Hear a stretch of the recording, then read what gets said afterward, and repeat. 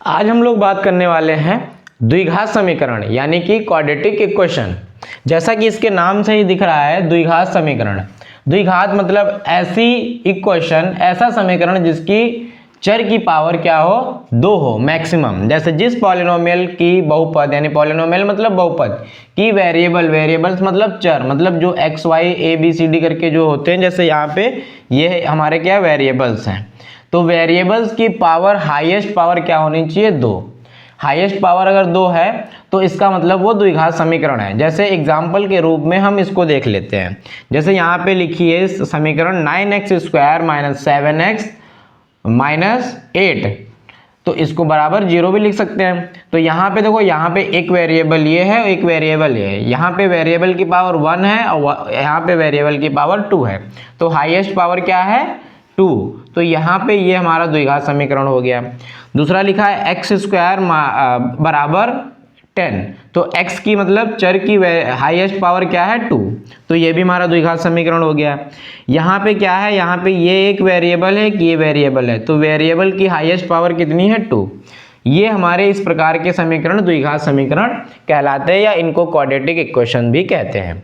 अब quadratic equation की कुछ स्टैंडर्ड फॉर्म होती है। स्टैंडर्ड फॉर्म मतलब एक उसका एक स्टैंडर्ड रहेगा कि कौन सी चीज पहले आएगी, तो उसकी स्टैंडर्ड फॉर्म क्या होती है, ax² + bx + c बराबर 0, जहां पर a = 0, जिसका a का मान कभी भी 0 नहीं होना चाहिए। फॉर एग्जाम्पल देखो, जैसे यहाँ पे लिखा है 0x² + 2x + c बराबर 0। अब यहाँ पे देखो a की पावर, यहाँ पे ये a है, a की जगह 0 हो गया, तो a का मान जब भी 0 के बराबर हो जाएगा तो वो क्वाड्रेटिक इक्वेशन नहीं होगी। या एग्जाम्पल ऐसे ले सकते हैं, जैसे यहाँ पे लिखा है 2x² + 4x + 3, ये हमारी क्वाड्रेटिक इक्वेशन हो जाएगी। अब क्वेश्चन कैसे पूछा जाता है, जैसे यहाँ पे ये 3 दिया है, 3 यहाँ पे कर दिया गया और 4x यहाँ पे कर दिया गया, और सवाल में पूछा जाएगा इसकी स्टैंडर्ड फॉर्म लिख के दिखाइए। तो आप क्या करेंगे, पहले सबसे बड़ी पावर, फिर उससे छोटी वाली पावर क्या है, यहाँ पे x की पावर 1 है तो 4x + 3। इस प्रकार से हम इसको स्टैंडर्ड फॉर्म में लिख सकते हैं। अब हम कुछ प्रश्नों को भी देख लेते हैं। जैसा कि दिया गया है x + 1 का होल स्क्वायर बराबर 2 ब्रैकेट में x - 3। अब आपको ये बताना है कि ये द्विघात समीकरण है या नहीं है। जैसे यहाँ पे भी प्रश्न दिया है x - 1/x = 6। अब ये पूछा जाएगा आपसे परीक्षा में, बताइए ये द्विघात समीकरण है कि नहीं है। तो देखते हैं, जरूरी नहीं जो चीज देखने में ऐसे लग रही है वो सच में वो द्विघात समीकरण ना भी हो। जैसे इसमें कहीं पर भी x की पावर 2 नहीं लग रही, लेकिन ये हो भी सकता है द्विघात समीकरण। तो पहले हम इसको चेक करते हैं। देखो यहाँ पे लिखा है x + 1 का होल स्क्वायर, तो आपको पता होगा कि एक फार्मूला होता है a + b का होल स्क्वायर बराबर क्या होता है, a² + b² + 2ab।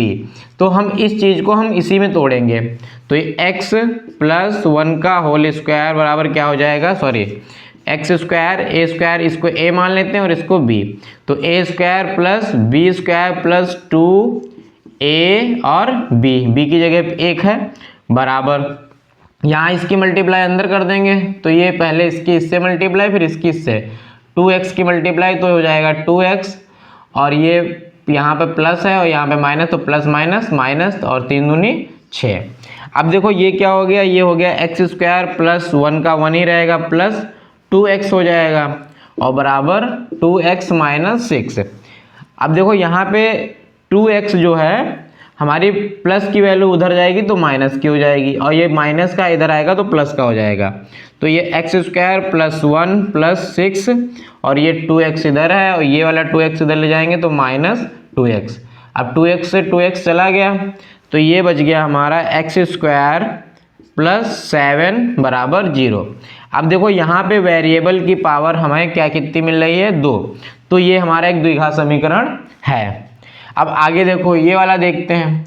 यहाँ पे हम पहले क्या करेंगे, हम इसके नीचे 1 लिख लेते हैं, और एक तरीका और है, इसको हम इससे मल्टीप्लाई करेंगे और -1 करेंगे, तो x की x से मल्टीप्लाई करेंगे तो x² - 1 और अपॉन x बराबर 6।